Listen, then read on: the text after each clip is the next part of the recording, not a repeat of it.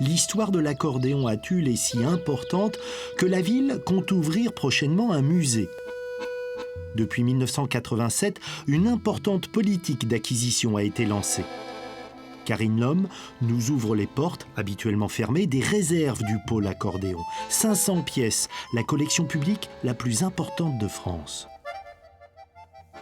Il y a des accordéons, des mélodéons, des bandonéons, toute une gamme d'instruments qui qui nous permet en tout cas de retracer l'histoire et l'évolution de cet instrument incroyable. Quelle variété de décors, hein, le rouge, rose pétant, là on est plutôt dans des noirs, des gris. C'est à chaque fois une période? Exactement, chaque instrument s'inscrit dans la mode de son époque et en fonction, on a utilisé des matériaux différents, du bois ou ici par exemple les premières matières plastiques. Et puis il y a aussi des instruments qui ont appartenu à des musiciens célèbres.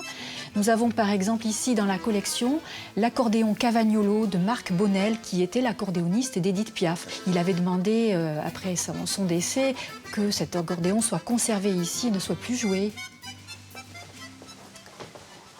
Alors ici sont rassemblés quelques-uns des instruments les plus anciens de la collection. Ce sont des instruments qui datent du 19e siècle et qui sont vraiment en quelque sorte les ancêtres de l'accordéon que l'on connaît aujourd'hui. Celui-ci date de 1835 et ensuite on va voir que l'instrument va très vite évoluer et en tout cas va devenir un véritable petit objet d'art. On peut le déplier et observer par exemple ici, voilà la richesse de ces décors sur papier. Au début de son histoire, l'accordéon est un instrument plutôt réservé à la bourgeoisie que l'on utilise dans les salons. Il faudra attendre ensuite 1880 pour que l'accordéon sorte des salons et aille dans les campagnes et dans les villes.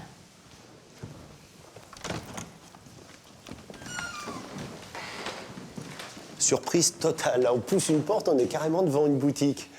C'est la boutique de Martin Caïla qui se trouvait à Paris, rue du Faubourg Saint-Martin, au numéro 33. Et c'est une boutique qui a été entièrement démontée, transférée et remontée ici avec sa devanture et tout son intérieur.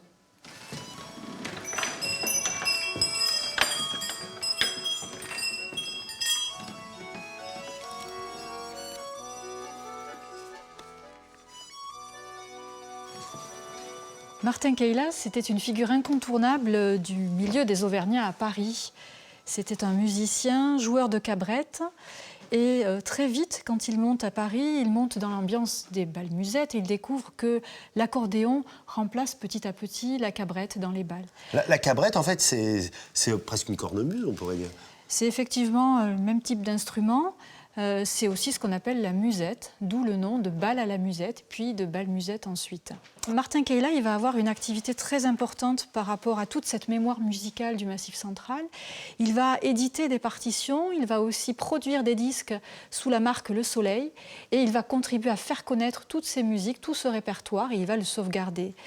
Et dans cette boutique ici, régnait une ambiance incroyable. Tous les vendredis après-midi, se réunissaient ici les musiciens, les chanteurs, les accordéonistes. Tout le monde venait ici à la recherche d'une partition ou pour trouver un contrat pour un bal ou une noce à faire.